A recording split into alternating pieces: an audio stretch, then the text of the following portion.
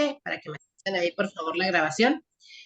El día de hoy vamos a ver la guía 3 y 4 de la materia de Sociedad Mexicana Contemporánea que corresponde al módulo 10.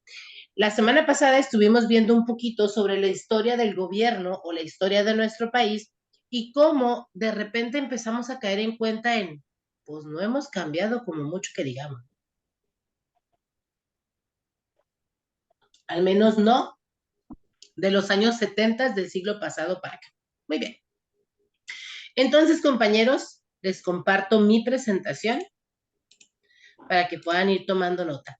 Les recuerdo que puede que haya algunos videos, los cuales no son de mi autoría, sin embargo, estando en YouTube, los utilizamos para fines educativos, ¿sale? Muy bien. Vámonos entonces con el módulo 10 de la Sociedad Mexicana. Voy a quitar el panel. No los voy a poder estar viendo en este momento, así que cualquier cosa me pueden encender su micrófono y pueden hablar. Para medir el desarrollo humano de cada país, se utiliza el índice de desarrollo humano como una aproximación al valor de IDH, índice de desarrollo humano. Se puede tomar el promedio siempre de 3 índices: esperanza de vida, nivel educativo y el PIB. Recordemos que ya hemos visto lo que es el PIB. A partir de los datos presentados en la tabla, ordena los 3 países que tienen el IDH más alto, mayor o menor. Creo que esta pregunta venía en la guía anterior, si mal no recuerdo. Argentina, Chile y Uruguay sería la respuesta correcta.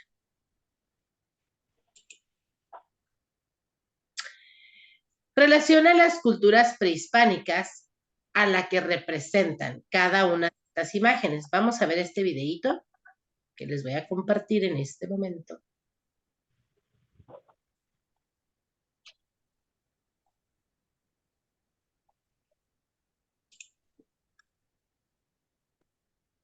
Recuerden que no pago YouTube.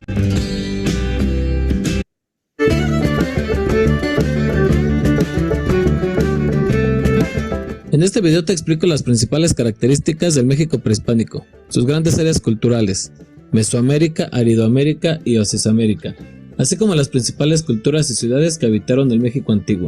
Cuando hablamos de México prehispánico nos referimos a este territorio americano, antes de la llegada de los españoles. Debes tener en cuenta que las fronteras de división política que tenemos hoy en día no pueden aplicarse al pasado. Debido a la megadiversidad geográfica y cultural del territorio americano, los arqueólogos e historiadores han dividido el territorio en regiones, las cuales son más fáciles de comprender. El área más famosa se denomina Mesoamérica. Esta abarca desde el centro del actual territorio mexicano hasta Centroamérica. Su punto más alto se encuentra desde el actual estado de Sinaloa y hacia el sur en países centroamericanos como Guatemala, Honduras, El Salvador, Nicaragua y Costa Rica. Debido a la gran presencia de ríos y lagos, se propició el desarrollo agrícola. Esto hizo posible que se asentaran grandes civilizaciones y se edificaran numerosas ciudades. A su vez, este territorio podemos dividirlo en áreas de menor tamaño. Las principales son el Altiplano Central, el Golfo, Maya, Occidente y el área de Oaxaca. Las ciudades mesoamericanas más famosas son, entre las ciudades olmecas, San Lorenzo Tenochtitlán, ubicada en el municipio de Texistepec, Veracruz; Tres Zapotes, en el municipio de Santiago Tuxtla, Veracruz, entre la Sierra de los Tuxtlas y la cuenca baja del río Papaloapan; y La Venta, que se encuentra en el noroeste del estado de Tabasco, a 121 kilómetros de la ciudad de Villahermosa. En el área maya sin duda destacan 2 enormes ciudades: Palenque, ubicada en el estado de Chiapas, y Chichén Itzá, cerca de Mérida, Yucatán. En la región del altiplano encontramos los restos de grandes ciudades, entre ellas Cuicuilco, localizada al sur de la Ciudad de México en la alcaldía Tlalpan; Teotihuacán, ubicada en el estado de México aproximadamente a 40 kilómetros del noreste de la Ciudad de México; Tula, en el estado de Hidalgo; el Templo Mayor de la antigua Tenochtitlán, que se localiza en el centro histórico de la Ciudad de México, a un costado de la plancha del Zócalo. En el Valle de Puebla encontramos los restos de lo que fuera el basamento piramidal más grande de todos, en la antigua ciudad de Cholula. En el occidente, la cultura purépecha construyó la ciudad de Tzintzuntzán, que se localiza aproximadamente a 100 kilómetros de la ciudad de Morelia, en la orilla del lago de Pátzcuaro. Ubicada al poniente de la ciudad de Oaxaca, encontramos la gran ciudad zapoteca, actualmente llamada Monte Albán.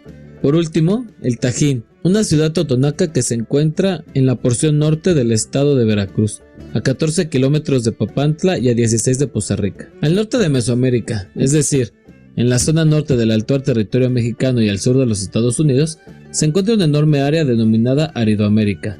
Como el nombre lo indica, Aridoamérica se distingue por ser extremadamente árida, con lluvias escasas, que al ser semidesérticas es imposible cultivar. Sus habitantes fueron nómadas y sobrevivieron gracias a la caza, recolección y pesca, aprovechando la flora y fauna del lugar, rica en nopales y agaves. A esta área también se le conoce como la Gran Chichimeca.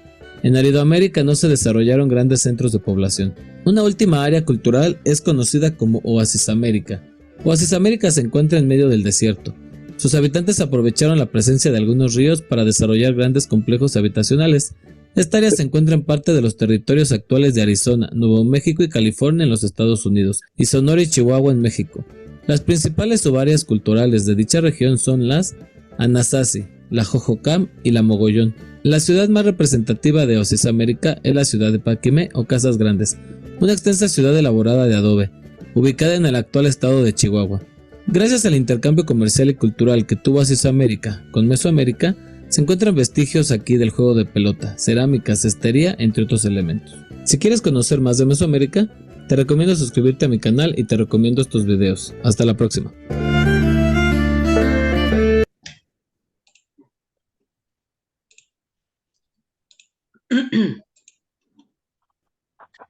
Yo pienso que nuestro país, desde la era prehispánica, era un país muy bonito. Definitivamente nuestro país sigue siendo bello, sin embargo, no siempre los ciudadanos lo embellecemos. Ahí les da la respuesta correcta. Es el inciso D. La 1, los olmecas, es la figura E. La 2 es la B, los aztecas. La 3, que son los mayas, es el inciso D. Y la 4, que son los toltecas, es la A y la C.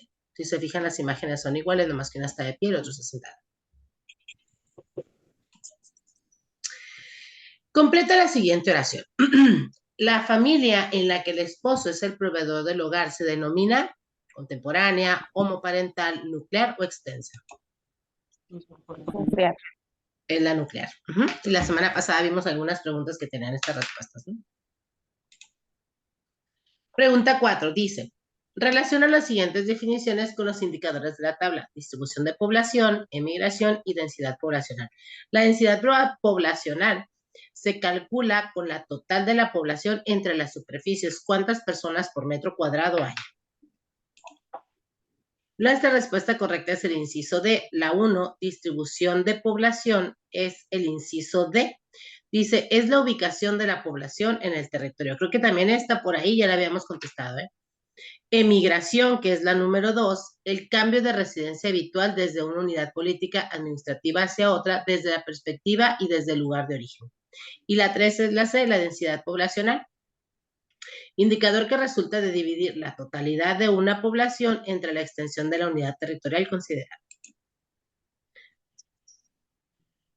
La soberanía se define como, dice aquí, es la capacidad que posee el Estado para imponer sus reglas y ejercer el poder dentro de las fronteras. Entonces la respuesta correcta debería de ser la B, el poder supremo del Estado sobre el cual no existe ningún otro poder, excepto de la ciudadanía. Pregunta número 6. Se utiliza el coeficiente de Gini, G, para estimar la desigualdad económica en los países y el PIB para determinar el valor de la producción de bienes y servicios. La tabla muestra algunos valores para los países latinoamericanos. ¿Cuál es el país que presenta la mayor desigualdad económica de los 4 indicados? En este caso, sería la 1-A.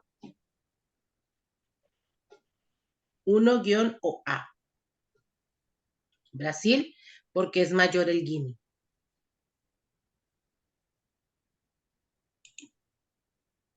Pregunta 7. De los siguientes enunciados, indica cuáles de ellos son verdaderos. Vamos a ver cuáles son verdaderos.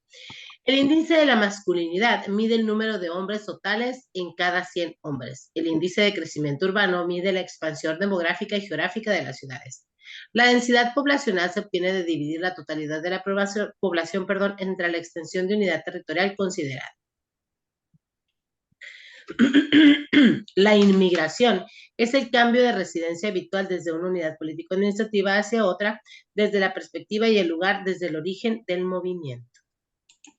La respuesta correcta a la inmigración es cuando llega la gente a tu ciudad. Por ejemplo, en Estados Unidos ellos tienen mucho flujo de inmigrantes. Por tanto, la respuesta correcta es el inciso D, el 2. El índice de crecimiento urbano se mide la expansión demográfica y geográfica, y la número 3, que estamos hablando de la densidad poblacional. Pregunta 8. El Partido Revolucionario Institucional, PRI, modificado su nombre en diferentes ocasiones, ordena cronológicamente los nombres con los que se ha conocido del más antiguo hasta el más actual. El más actual es PRI, ¿sí? PRI.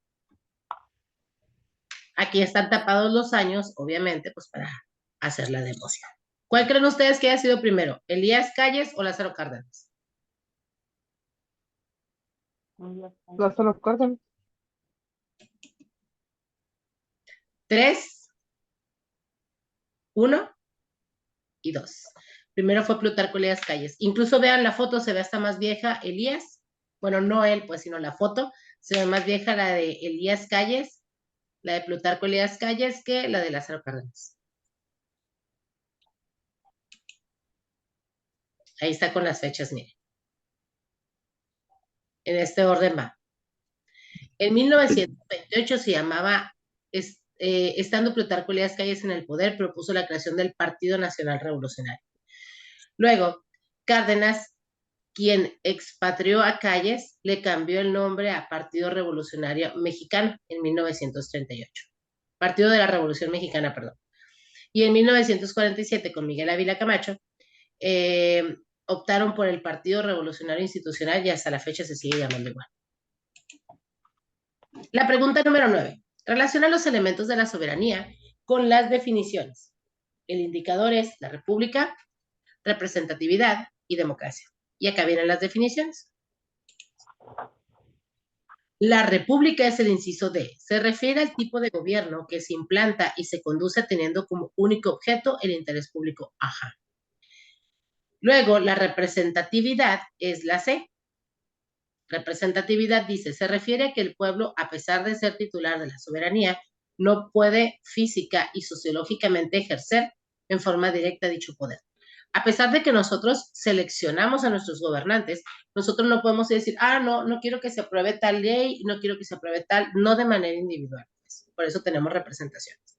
Y luego la democracia dice que se relaciona con la notación de igualdad y participación activa de los ciudadanos en la libre elección de sus gobernantes. Libre. Me ha tocado escuchar en estas campañas electorales en las que estamos viviendo, me ha tocado escuchar que ciertos partidos o cierto partido está buscando comprar votos, ¿no? Entonces, eso le damos en la torre a la democracia, por eso es que tiene que ser libre elección de sus gobernantes y de sus representantes, quienes buscan el beneficio del pueblo en el ejercicio del poder. Hay que pensar muy bien el voto y ver realmente si a quien yo voy a escoger tiene esta consigna, buscar el beneficio del pueblo en el ejercicio del poder y no su propio beneficio en el ejercicio de su poder. Pregunta 10. Según el espectro político, relacionando los principales partidos políticos nacionales con su tendencia ideológica, el PAN, el PRD y el PRI. Ahorita están juntos los tres, ¿no? Pero bueno. Ahí les va. El PAN, dice, recibe el apoyo de clases medias y empresariales. Es catalogado como el partido de derecha. El número 2, que es el D, el PRD, nace después de las elecciones de 1988 buscando la unidad de los diferentes movimientos de izquierda, que en realidad pues ya no existe esa izquierda como existía en el PRD. Y el número 3, que es el PRI, surgió después de la revolución, agrupa a diversos sectores de la población, tanto urbana como rural. Se mantiene en el centro de la política nacional, pues ahorita ya no. Relaciona los derechos y obligaciones de los ciudadanos mexicanos con la imagen correspondiente. Votar en elecciones populares. Ayer, Roberto, Pedro, Fernando y Abel decidieron ir a votar juntos después de discutir la política y las mejores estrategias para que México crezca. Ser votado en cargos de elección popular. Mi primo tiene la formación necesaria y la edad para contender por un puesto de Senado de la República. Creo que va a aceptar el reto y yo quiero ser elegido como el representante de mi sector de la ciudad para poder ayudar a la comunidad que me ha visto crecer. Me voy a unir al partido político para que esto sea posible. Incluso ya ahorita existen los candidatos independientes. La 3, asociarse libremente para tomar parte de los asuntos políticos del país. Mis vecinos y yo hemos decidido asistir a una asamblea nacional en la que se busca proponer soluciones para rescatar espacios que han sido tomados por la delincuencia y tomarlos en beneficio de la comunidad. La número 12. Relaciona las columnas según corresponda, identificando el grupo indígena con su respectiva lengua. Vamos a conocerlos porque ni yo me lo sé. El inciso C, la 1 es la de Pame. Es Maya, perdón. 2 es F, el náhuatl es el náhuatl. El 3 es la E, huasteco, que hablan Tenec. La 4 es la B, mixe, que habla Ayuk. Y los tarahumaras, que es la 5, hablan el rarámuri. Creo que era la única que me sabía. Y el rarámuri incluso es como una celebración. Pregunta 13. Relaciona las siguientes columnas. Del lado izquierdo se encuentran los tratados que México ha firmado y del lado derecho la fecha en que se hicieron.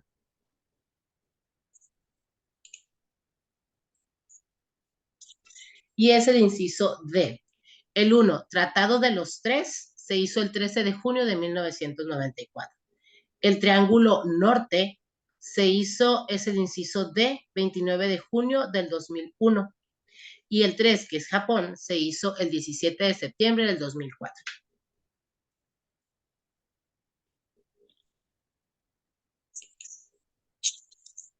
Pregunta 14. Los Wixárika, o, ¿cómo se llaman? Son uno de los 4 grupos indígenas que habitan en la región conocida como el Gran Nayar, en la porción meridional de la Sierra Madre Oriental. Vamos a ver solo uno de estos 2 videitos. Bájate.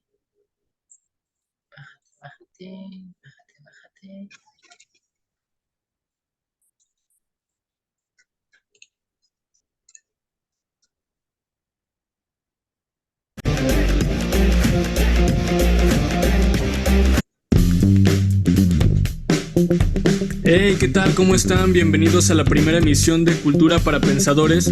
Gracias a ti que me estás escuchando y gracias a ti si me estás viendo. Vamos a ampliar nuestra visión en temas culturales y hablando de visiones platico un poco sobre el primer tema que me gustaría abordar, los huicholes. Los huicholes radican en la región conocida como el Gran Nayar. Ocupa parte de Nayarit, Jalisco, Durango y Zacatecas, pero también habitan en San Luis Potosí, específicamente en Real de 14. Esta cultura es mundialmente conocida por el color y el misticismo presente tanto en sus producciones artísticas como en su cosmovisión. Para el huichol, el mundo posee una dimensión sagrada a la cual el maracame, chamán, penetra por medio del sueño, estableciendo un nexo entre el mundo de los dioses y el de los mortales. Los huicholes son originarios y residentes de Nayarit, pero ¿por qué poseen un centro ceremonial en San Luis Potosí? Como es bien sabido, algunas de sus ceremonias religiosas tienen lugar en el Cerro del Quemado, en el desierto potosino dentro del municipio de Real de 14. Existe una leyenda que relata la llegada de los huicholes a tierras potosinas y el origen de la costumbre. Según se dice, en un periodo de pobreza por el que pasó la tribu, 4 jóvenes se vieron obligados a emigrar. Los jóvenes buscarían recursos para alimentar a su gente y así encontrar una solución al problema en el que se veían envueltos. Los 4 huicholes caminaron durante varios días hasta que una mañana apareció de la nada un venado. Ellos lo persiguieron durante varios días hasta que el animal se detuvo en un sitio lleno de peyote. Los jóvenes tomaron este evento como una señal de los dioses, por lo que cortaron el cactus y regresaron a alimentar a su pueblo con él. En agradecimiento, los dioses que les dieron aquel alimento consideraron este sitio sagrado. Así, varias veces al año, sin especificar la fecha, los huicholes caminan cientos de kilómetros para llegar al Cerro del Quemado y así realizar sus ceremonias. Así como esta cultura, hay muchas más de donde aprender y muchos temas por conocer. Yo soy Ulises Contreras y te espero en el siguiente episodio de Cultura para Pensadores. Nos vemos muy pronto.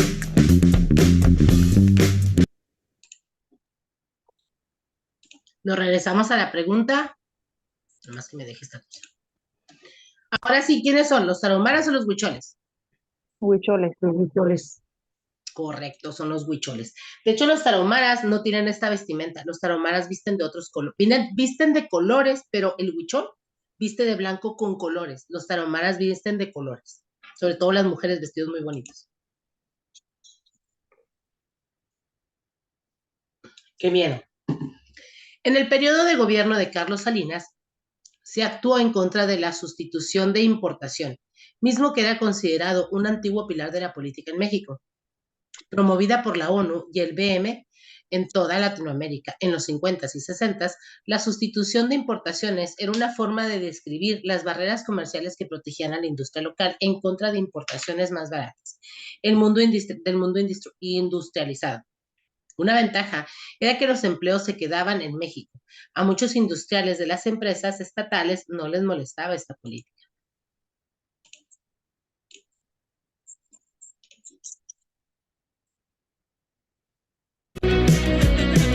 Ya saben, sin pagar YouTube, ahí como se llama.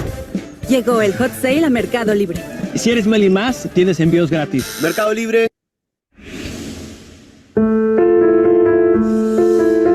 Espérate. Ahorita vamos a pasar Salinas de Gortari. Chihuahuas. Ahí está. Ahora sí.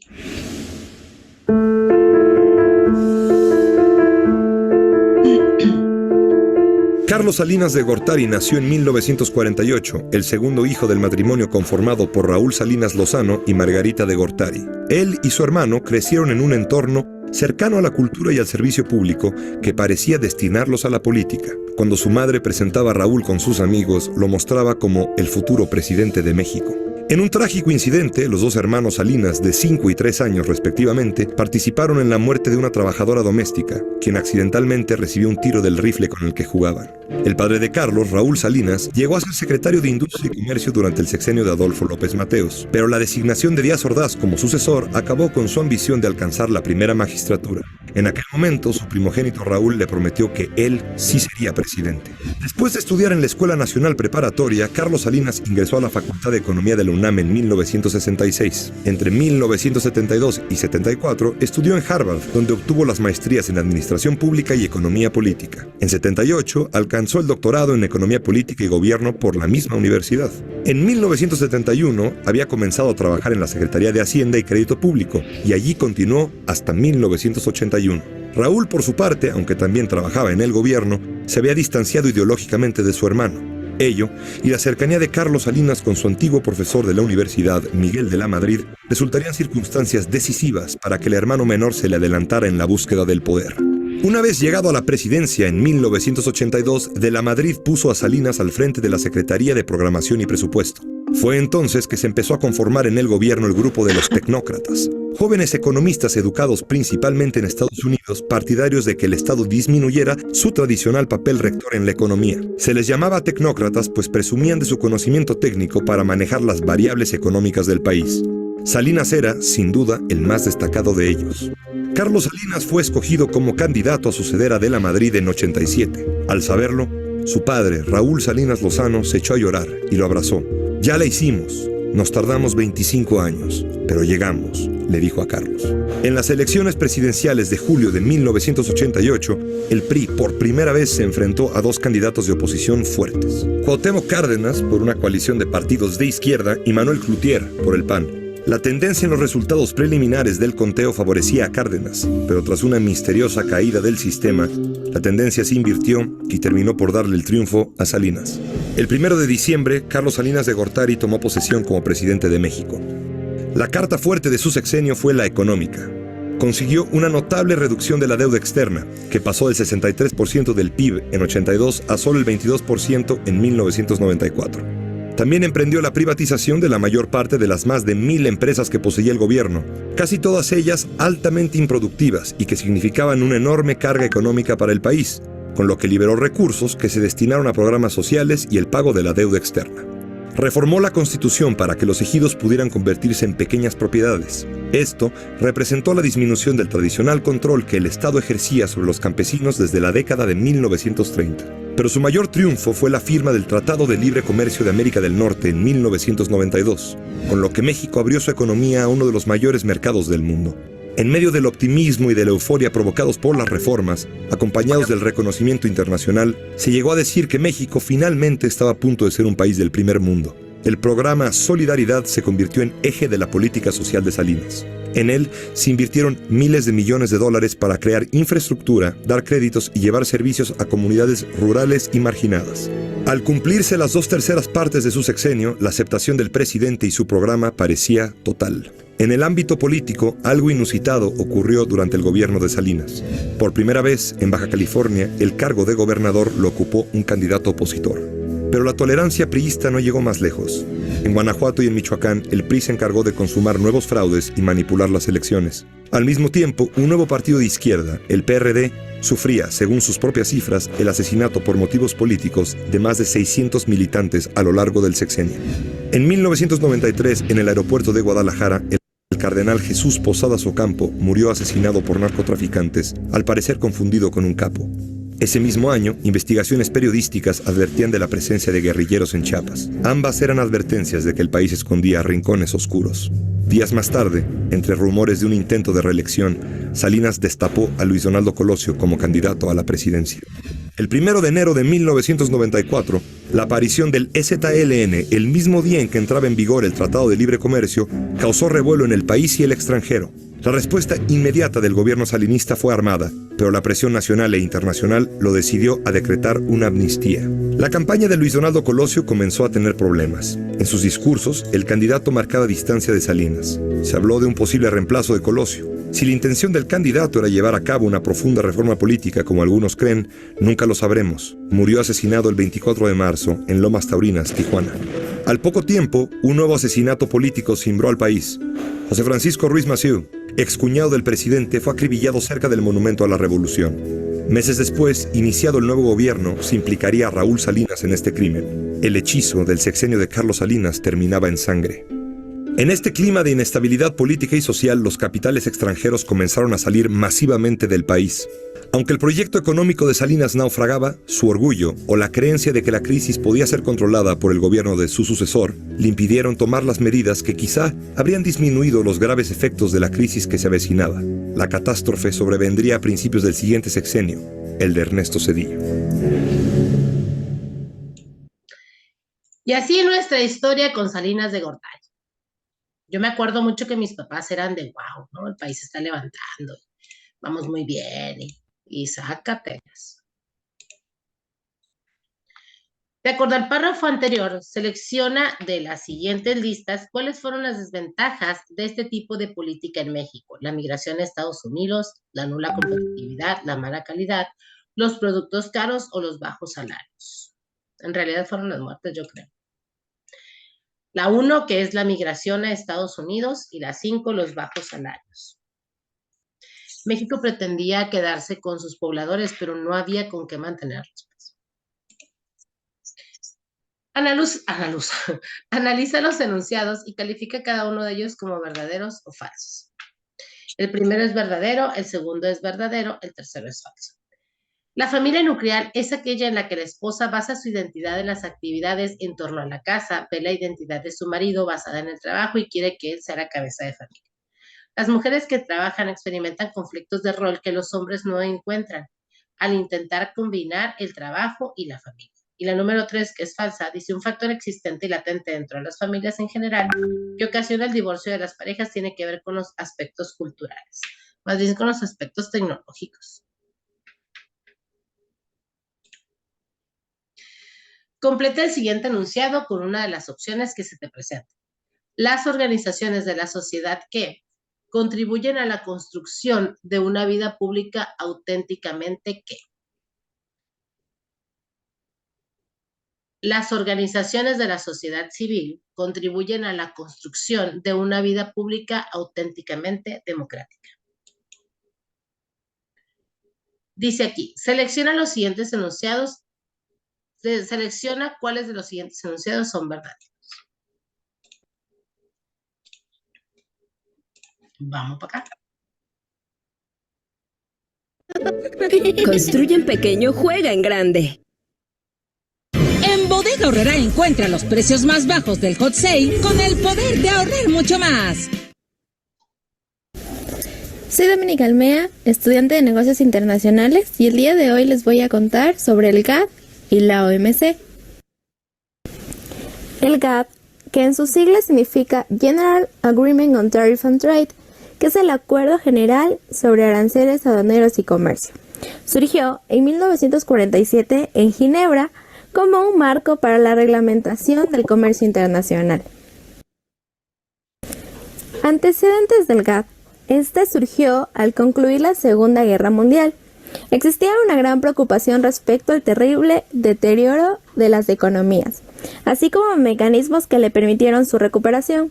Esto condujo a la ampliación del alcance de convenios comerciales, iniciándose así la tendencia a la multilateralidad.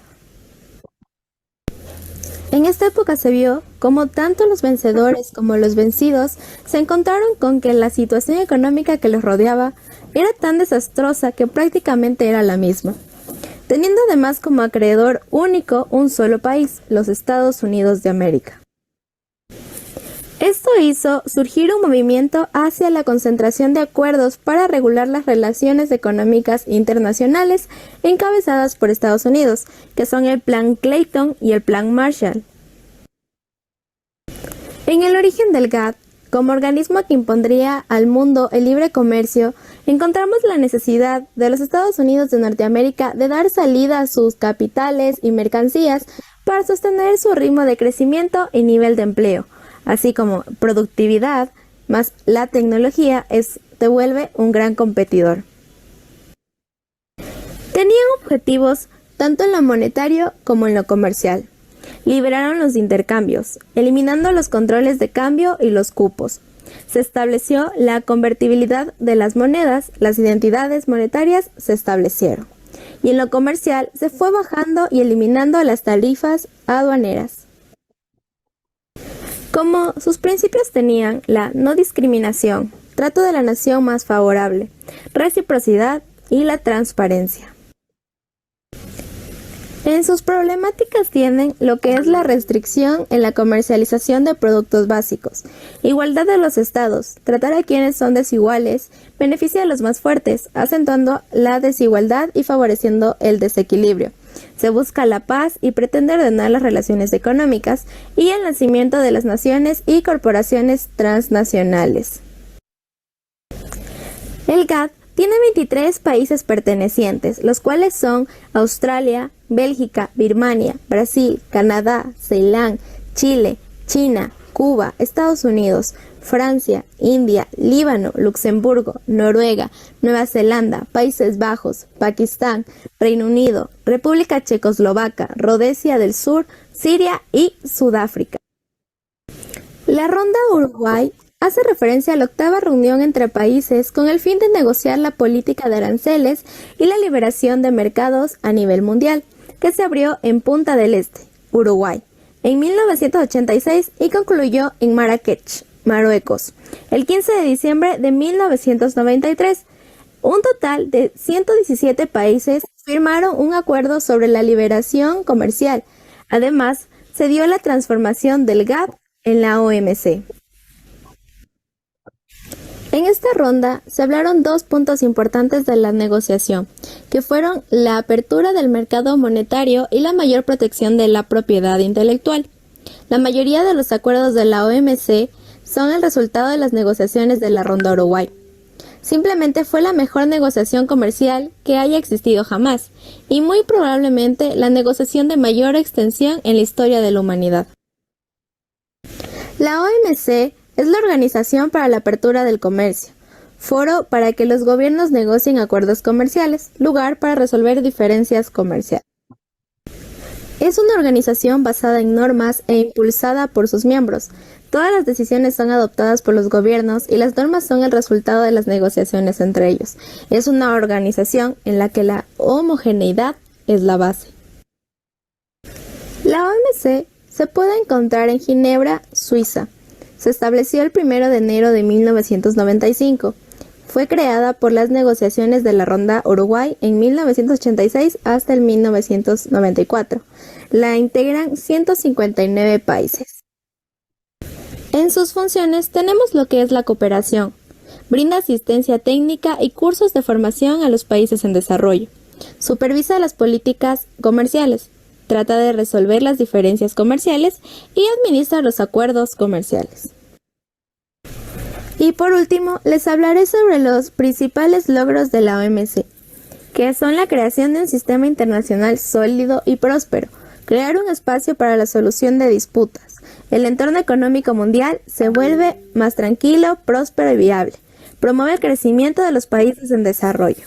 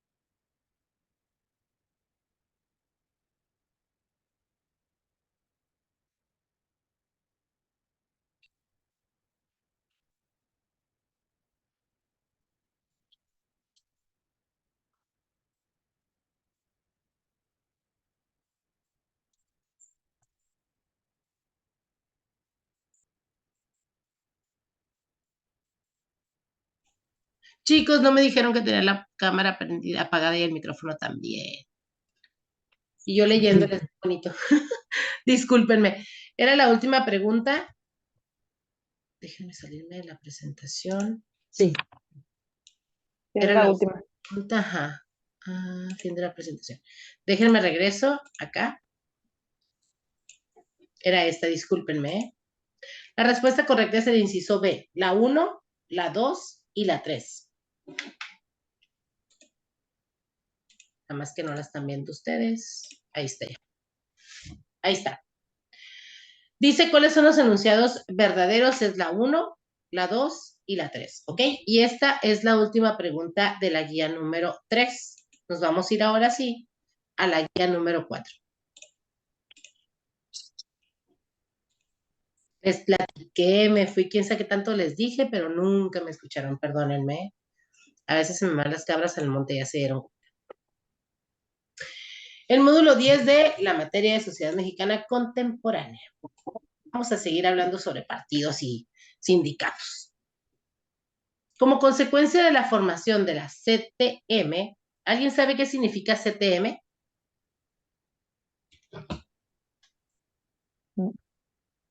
¿Sí o no?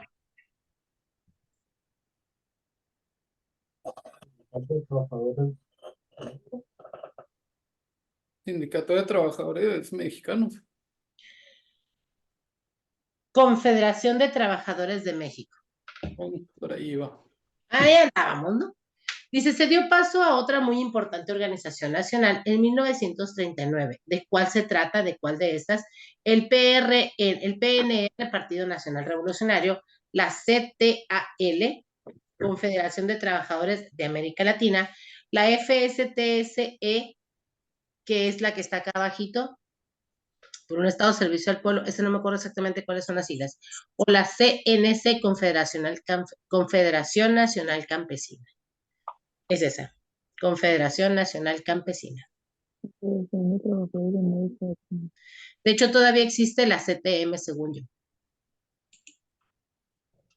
Pregunta número 2. En Chiapas hubo varias prácticas que se consideran inadecuadas dentro del marco de lo legal por parte del gobierno y que hicieron que el movimiento armado del Ejército Zapatista de Liberación Nacional, el EZLN, tomara fuerza y presencia. ¿Cuáles fueron estas prácticas? Vamos a ver.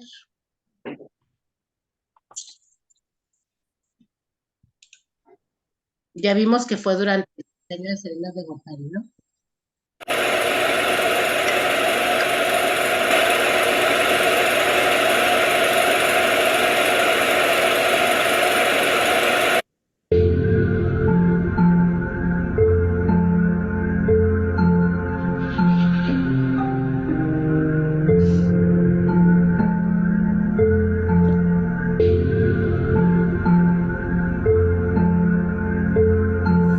Hoy se inició la guerra, la revolución, aquí en la ciudad de San Cristóbal de las Casas, Chiapas. Es un movimiento de insurrección de nuestra organización que se llama Ejército Zapatista de Liberación Nacional, cuya dirección es mayoritariamente indígena: Tzotzil, Celtal, Chol, Tojolabal, Zoque y Mao. Nosotros pensamos que estuvimos aislados todos estos años porque mientras en el resto del mundo se iban dando rebeliones contra dictaduras o supuestas dictaduras, y esto era visto con lógica, en este país empezaban a avanzar una serie de medidas pues dictatoriales, ¿no? O sea, la población indígena chapaneca padece 15,000 muertos al año. Eso es tanto como lo de la guerra del Salvador, ¿no? Cada año. No más que los muertos de un solo lado, y con la gran vergüenza de que la mayoría por diarreas, enfermedades digestivas, que las soluciones de los principales problemas de nuestro país atraviesan necesariamente por los problemas de libertad y democracia.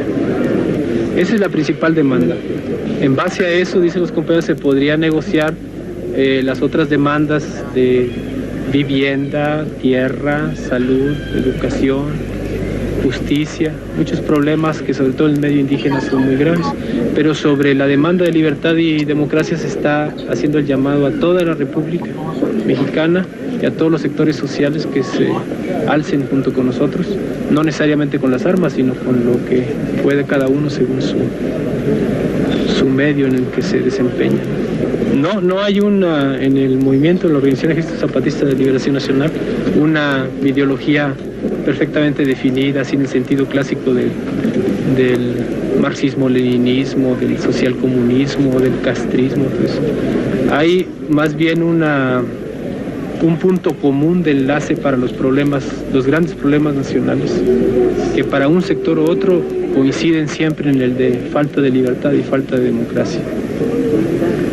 Del comité directivo, el comité clandestino revolucionario, que es el que da las órdenes, cuando ellos consideren que se cumplió el objetivo pues de esta toma, ordenarán la retirada, pero no es su propósito mantenerse en la ciudad. Las causas que originan este movimiento son justas, son reales. En todo caso podrán cuestionar el camino que se eligió, pero nunca las causas. La población mayoritariamente indígena que compone este movimiento. Si aquí ven tzotziles, allá van a ver celtales, en otro lado tojolabales, en otro choles, zoques, es un movimiento muy amplio que se estuvo probando y estuvo tocando puertas hasta que no tuvo más que esta alternativa. ¿Pero cómo se identifica? Marcos, comandante Marcos.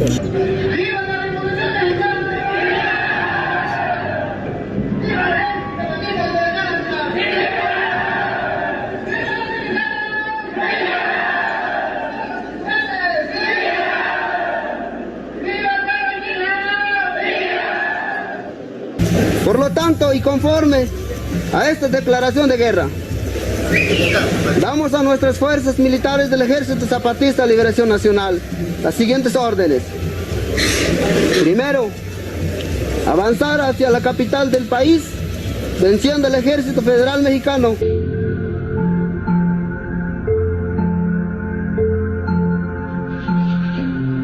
Hoy decimos basta, somos los herederos de los verdaderos portadores de nuestra nacionalidad.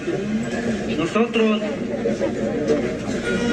armados para hacer una revolución, para buscar paz y justicia en nuestro Chiapas y México. ¡Viva la revolución!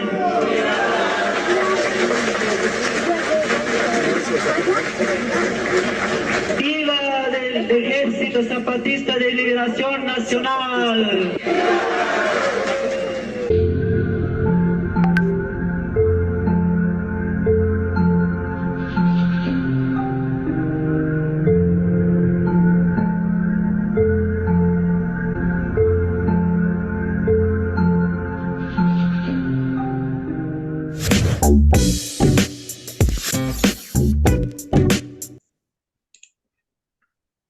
En resumidas cuentas, el Ejército Nacional de Liberación, el Ejército Zapatista de Liberación Nacional, pues surgió obviamente por las opresiones a los indígenas y pues aquellas todas desigualdades que siguen viviendo, ¿no? Aquí dice, en Chiapas hubo varias prácticas que se consideran inadecuadas dentro del marco de lo legal por parte del gobierno y que hicieron que el movimiento armado del Ejército Zapatista de Liberación Nacional tomara fuerza y presencia. ¿Cuáles fueron esas prácticas? Fraudes electorales, existencia de latifundios, desvío de apoyos económicos, ejecuciones a campesinos. Disculpa, maestra, ¿cuál dijo que era la 1? ¿La pregunta 1? Sí. Gracias. Ahí está, la D. La Confederación Nacional de Campesinos. En nuestro país los campesinos han sido muy golpeados todavía en la actualidad. Hay protestas de los trigueros. No sé si a ustedes les ha tocado ver por ahí en Centro Cívico que de repente cierran todo lo que es el área de Palacio de Gobierno por el área de la Independencia, ponen los camiones, tractores, un chorro de cosas, porque el trigo se los pagan muy barato y no los dejan subir el precio del trigo. Pero tampoco hay apoyos gubernamentales, pues. Dice la pregunta 3, la gráfica muestra el total de población mexicana desde el año 1985 hasta el último censo de población y vivienda realizado por el INEGI en 2010. Y se desea estudiar el crecimiento demográfico que ha tenido México en los últimos 50 años, del 60 a 2010. ¿Qué datos se necesitan conocer? La población inicial, la tasa de crecimiento, la población total, la población al final o la superficie total. Es la 1, la 2 y la 4. La población inicial para saber con qué empezamos. La tasa de crecimiento para saber qué tanto ha ido avanzando anualmente o periódicamente. Y por último, la población final. Y entonces ya podríamos tener el dato completo.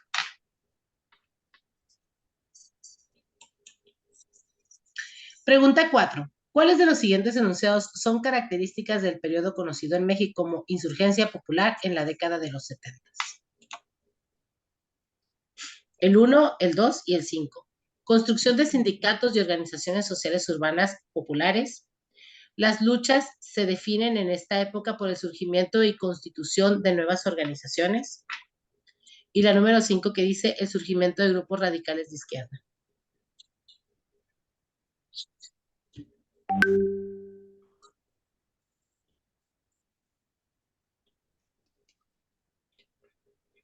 Recibe opciones de pago.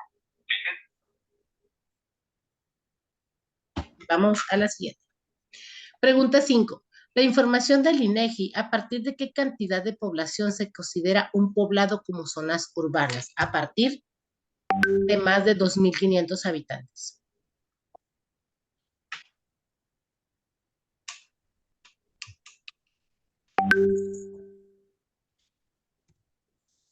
La pregunta número 6 dice, el modelo de desarrollo estabilizador reflejaba la intención del gobierno de invertir en la economía del país durante los años 40 hasta inicios de los 70.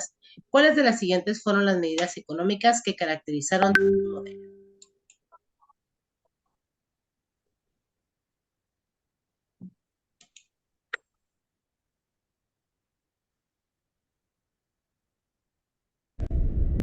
Bienvenidos a ¿Qué cuenta la historia?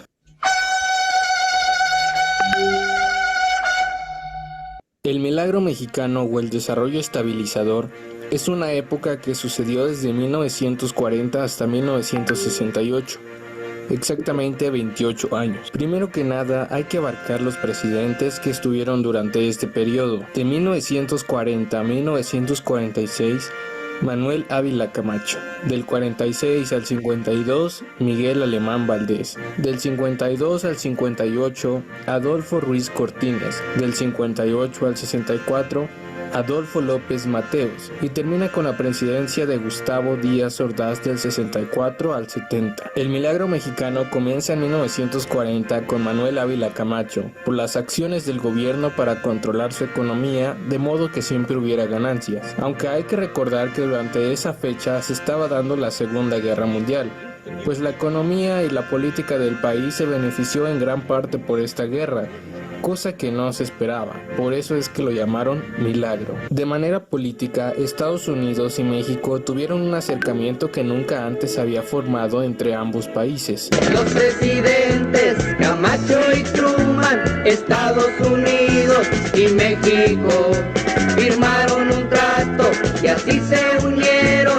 También recordemos que aunque la participación de México en la guerra fue limitada, cuando los aliados alcanzaron la victoria, México se contaba entre los vencedores.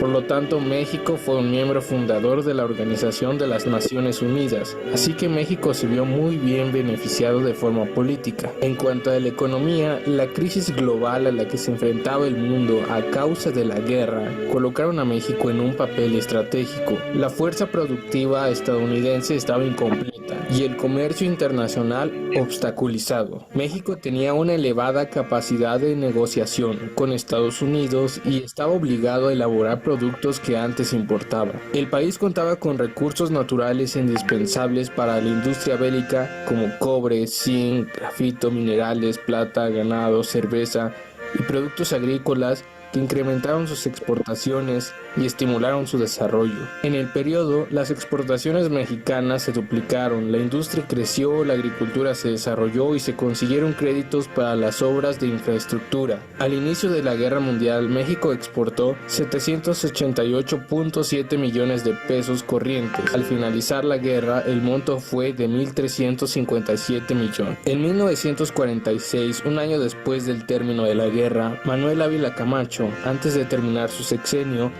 asignó a todos los obreros un buen salario y el gobierno garantizaba el precio de los productos agrícolas de los campesinos, mientras que otros iban a las grandes ciudades a trabajar como obreros en las empresas. El gobierno hizo esto con el motivo de elevar el nivel de vida de la población, sobre todo los campesinos, obreros y ciertos sectores de la clase media, continuar aumentando el ingreso nacional, acelerar el proceso de diversificación de actividades productivas en la economía, avanzar en el proceso de industrialización dando preferencia a las industrias básicas y lograr un desarrollo regional más equilibrado. Ese mismo año, cuando el sexenio de Miguel Alemán comenzó, él buscó combatir la inflación mediante el incremento de la producción agrícola e industrial a través de la sustitución de importaciones, para así poner limitaciones a las importaciones que cada vez eran más caras y así crear facilidades a la producción y venta de mercancía nacional. En la presidencia de Adolfo Ruiz Cortines,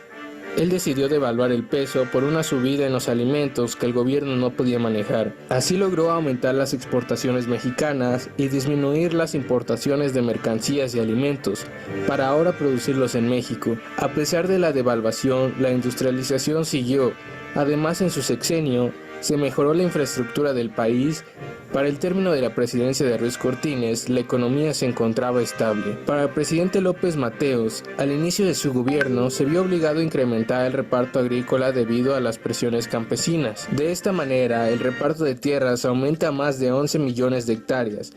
Esta decisión presidencial de complementar el reparto de la tierra con recursos, obras y servicios fue de tal manera importante que la acción emprendida por las diferentes secretarías y departamentos de Estado se canalizó hacia el medio rural. Así aparecieron los centros de bienestar social rural, las construcciones de escuelas, centros de salud, nuevos sistemas de riego, electrificación, y establecimiento del seguro integral agrícola y ganadero. Cuando Díaz Ordaz tomó el poder, durante sus primeros años todo parecía perfecto gracias al desarrollo estabilizador, pues gracias a todo esto México se encontraba en buen momento, razón por las cuales fue elegido para ser sede de las Olimpiadas del 68 y la Copa Mundial de la FIFA en el 70. Declaro solemnemente inaugurado el 9º Campeonato Mundial de Fútbol, Copa Jules Rimet.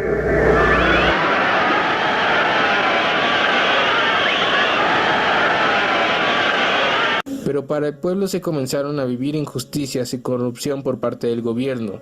En 1968 las manifestaciones se vieron aún más. El gobierno comprendió que no sería fácil llegar a un acuerdo hablando.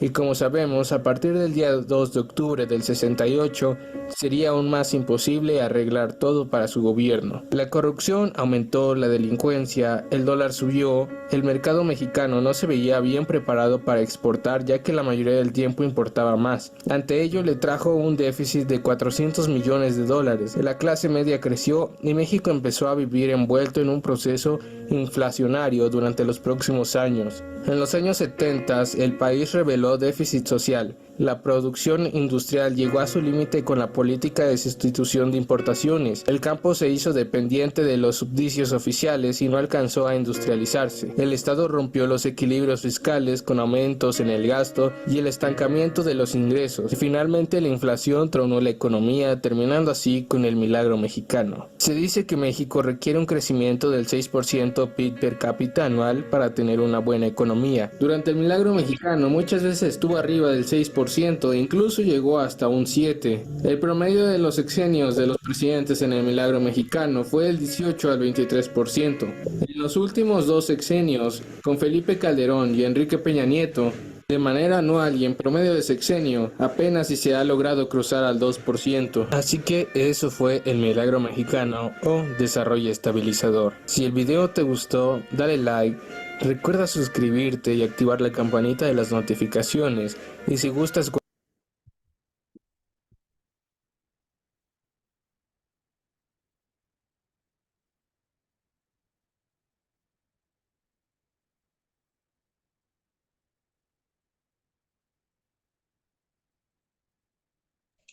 Vamos acá. El modelo del desarrollo estabilizador reflejaba la intención del gobierno de intervenir en la economía del país durante los años 40 y hasta inicios de los 70. ¿Cuáles de las siguientes fueron las medidas económicas que caracterizaron a dicho modelo? La 1, la 2 y la 4. Estamos hablando de los precios de los productos agrícolas se mantuvieron bajos y fijos por muchos años. Se protegió la industria con las barreras arancelarias. Y, por último, parte de los recursos políticos se destinaron a grandes obras de comunicación, transporte y urbanización. En estos 3 sexenios, ¿no? Para el año 2010, el INEGI reporta una tasa promedio de fecundidad en México de 2.1. Este valor corresponde a el promedio de hijos por mujer en un país determinado, promedio de varones respecto a mujeres. El promedio de hijos por mujer en un país determinado. La gran mayoría de las familias tienen promedio 2 hijos. El qué se refiere a una forma de organización social, política soberana y coercitiva, formada por un conjunto de instituciones que tiene el poder de regular la vida nacional en ¿qué? ¿Qué será esto? A ver, el qué. Ahí dice.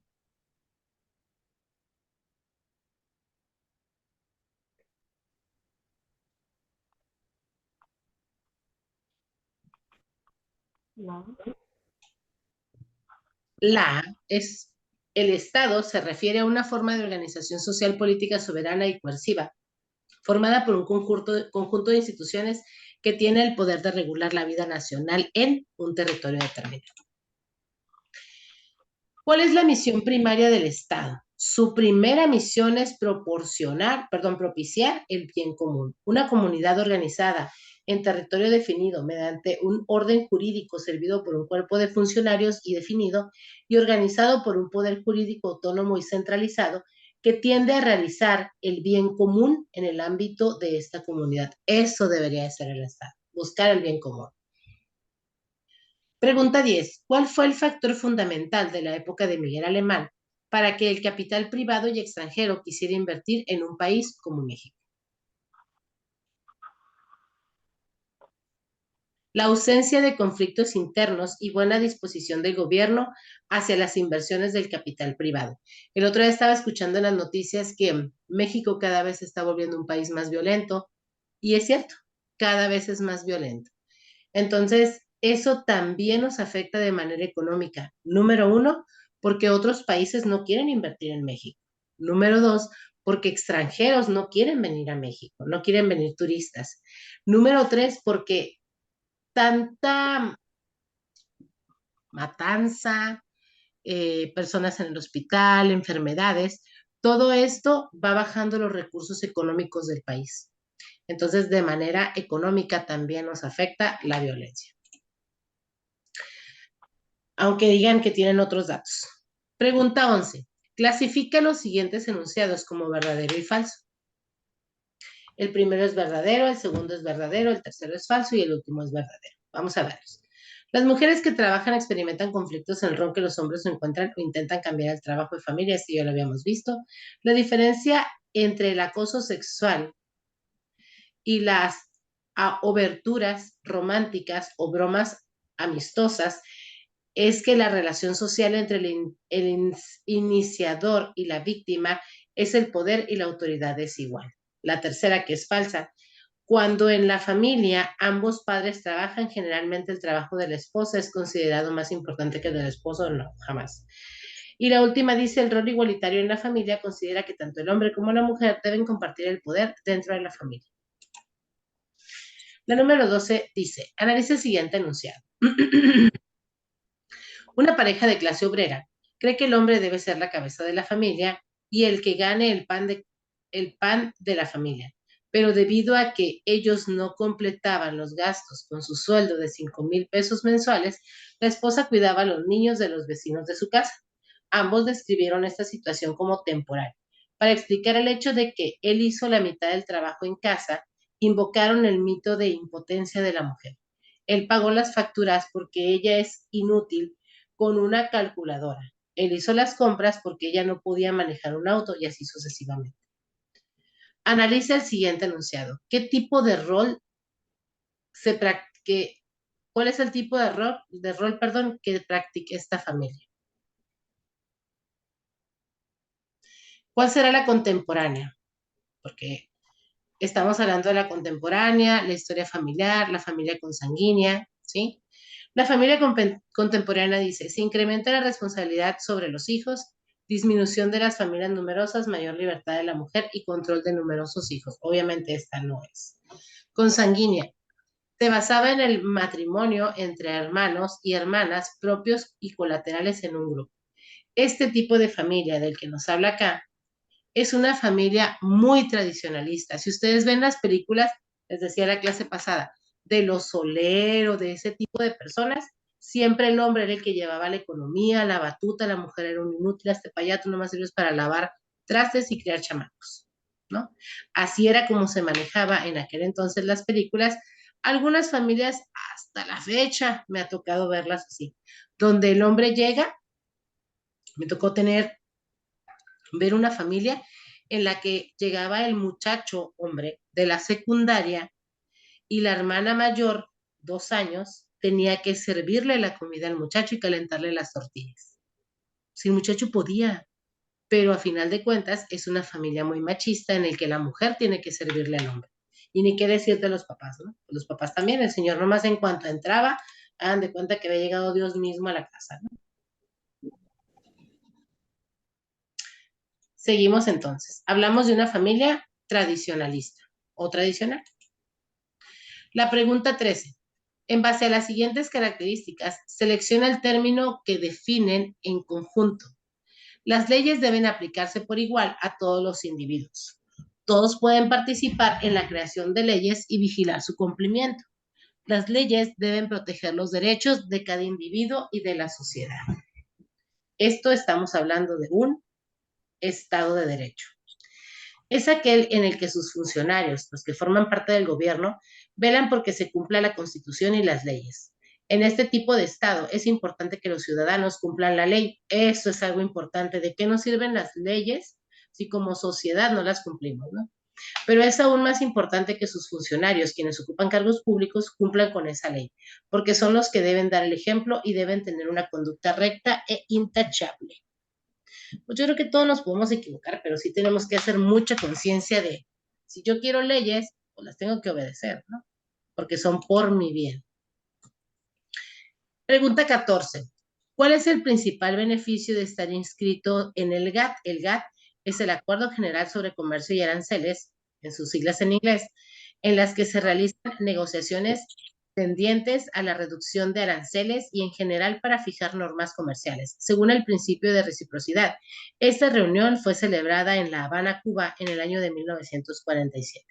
¿Qué es un arancel? Es el tributo que se le aplica a los bienes que son los objetos de importación o exportación, impuesto que se cobra sobre las importaciones.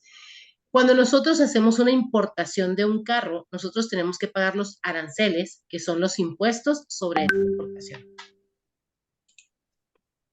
Y la respuesta correcta aquí es el B. Reducir o eliminar tarifas arancelarias del comercio exterior. En realidad se reducen porque no se eliminan. Pregunta 15. ¿Cuál es el sector más beneficiado por el GATT? ¿El campo, la industria minera, la industria ganadera o la comercialización? ¿Cuál creen ustedes que sea el más beneficiado? La agrícola. ¿La agrícola? ¿Alguien da más? El comercio. Es la agrícola. Porque es muy poco en realidad lo que se importa. El comercio solemos importar un montón de cosas. Pregunta número 16. Sí, es 16, ¿verdad? Analiza el siguiente párrafo y contesta lo que se te pide más adelante. Según el autor Carlos A. Echanove Trujillo, no aplica en su libro, nos explica en su libro Sociología Mexicana. El mexicano se caracteriza, entre otras cosas, por tener un espíritu de sumisión. En un principio, a los jefes en la población prehispánica de México, el cual fue el fenómeno suficientemente evidenciado, tanto así que ha sido una herencia que ha negado hasta la actualidad, según expresa dicho autor, exponiendo que el presidente de la República se encuentra en el peldaño alto, y el cual es mirado por las masas algo así como un ser místicamente superior. Según lo demuestran ciertas manifestaciones muy significativas. Un ejemplo de ello es por lo que toca al pueblo de la capital en los años 50. Cada que el presidente entra o sale del Palacio Nacional, la gente se amontona para mirar y muchos individuos reverentemente se quitan el sombrero.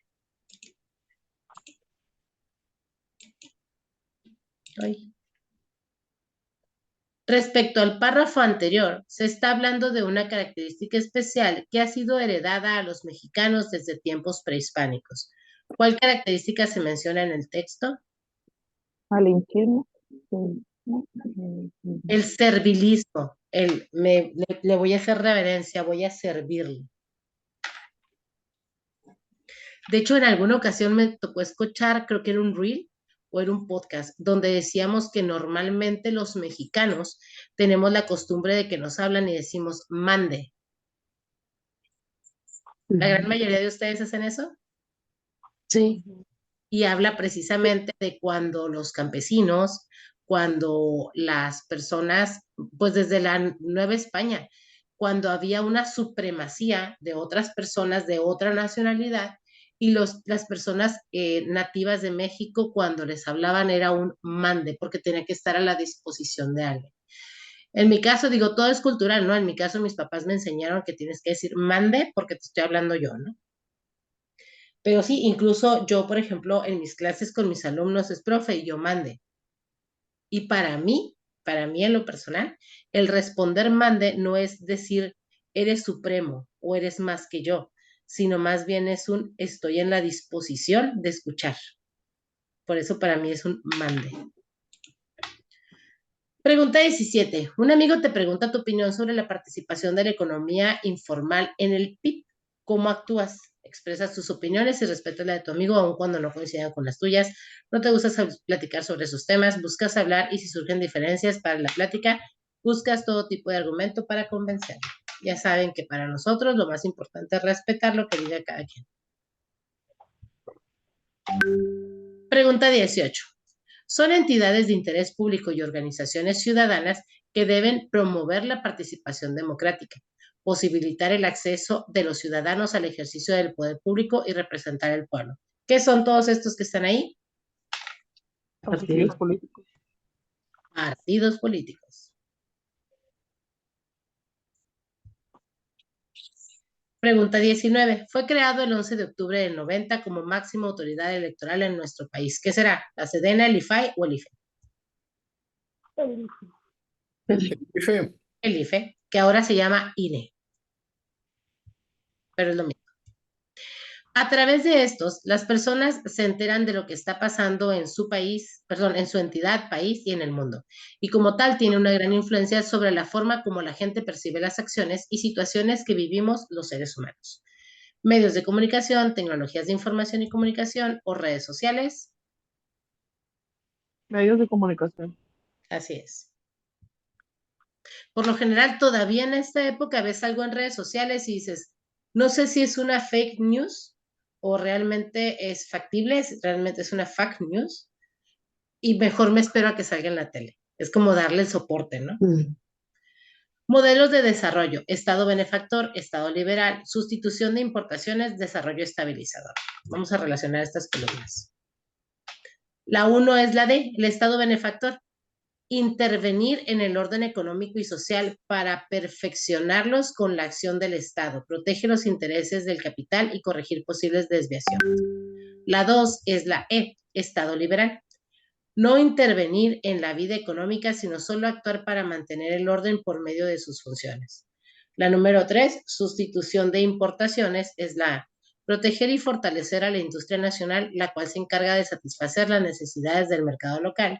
Y por último, el desarrollo estabilizador es la B. Alentar las inversiones en el sector secundario y evitar los factores desestabilizadores internos y externos para conseguir una industrialización regulada y sin conflictos. ¿Cómo me cae gordo ese señor? Pero bueno. El periodo presidencial de este presidente se caracterizó por una gran cantidad de movilizaciones sociales. Esto ya lo vimos en el video, ¿se acuerdan? Y entre estas, la más trascendente fue la que culminó con la represión estudiantil del 2 de octubre de 1968. El señor se llama Gustavo Díaz Ordaz. Que por sus siglas, por las iniciales, perdón, comenzando por el apellido, le decían el perro, porque es D-O-G, Dog. Díaz Ordaz Gustavo. Y sí que lo era. Clasifica los siguientes enunciados de acuerdo con la manifestación cultural correspondiente, símbolo, creencias, valores o lenguaje. El símbolo, la 1 es el símbolo. Es una imagen, objeto o sonido que puede expresar a evocar o evocar un significado. La 2 son los valores, las creencias. La 2 son los valores. Describe lo que debe ser, son amplios, abstractos, son estándares compartidos de lo que es correcto, deseable y digno de respeto. La 3 son las creencias, son las ideas compartidas sobre cómo el mundo opera. Ellas pueden ser los resúmenes e interpretaciones del pasado, explicaciones del presente o predicciones para el futuro. Y por último, la 4 es el lenguaje. Es un conjunto de ideas orales o escritas y reglas para combinar las ideas con cierto significado. La 24. Clasifica los siguientes enunciados sobre el PIB como verdaderos o falsos. Los 2 primeros son verdaderos, solo el tercero es falso, que dice: el PIB, al ser una variable agregada, no permite distinguir entre sectores y tampoco entre individuos. Eso es falso. Todas las demás son verdaderas. Tras los sismos del 19 y 20 de septiembre en el 85, la respuesta gubernamental fue débil, además de ser ampliamente superada por la crisis. ¿Qué importante cambio social trajo como consecuencia? la unión de la sociedad organizada de diferentes maneras. Fíjense, en México cuando sucedió esto, no sé si ustedes se acuerdan, yo me acuerdo un poquito, yo tenía, ¿qué fue en el 85? Yo tenía 7 años. Yo me acuerdo haber visto noticias en las que sí se veía el ejército ayudando y todo, pero lo que más se veía eran movilizaciones de personas que entre ellos mismos iban quitando escombros con sus manos, con herramientas, con lo que podían. La economía de México a nivel latinoamericano se ubica en la segunda posición. Los valores en términos de ingreso per cápita del 2017 al 2010 son 2009, 2010.